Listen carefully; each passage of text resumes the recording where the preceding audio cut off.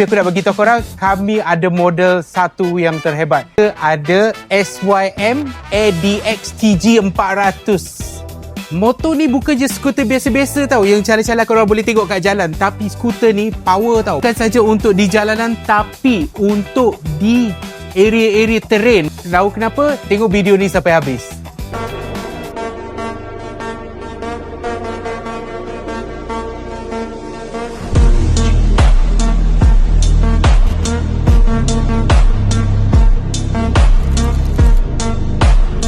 Kenapa tadi kan saya cakap motor ni sesuai untuk area-area terrain? Maksud dia atas bukit, bawah bukit, tempat berhabuk, tempat hancur. Dia datangkan Bosch offset ABS, area tempat tak rata, maksud dia. Okay? Lepas tu dia ada TCA, traction control, jadi selamat sikit. Time-time hujan selamat. Dia pakai aluminium swing guard tau. Okay, swing guard ni design khas dari Europe. So kalau korang tengok, dia punya palette sangat cantik tau. Dia punya side system sangat cantik. Key dia unik. Boleh panggil call me home. Lagi, tekan je untuk buka guys. Oh, pakai sisa hidrolik.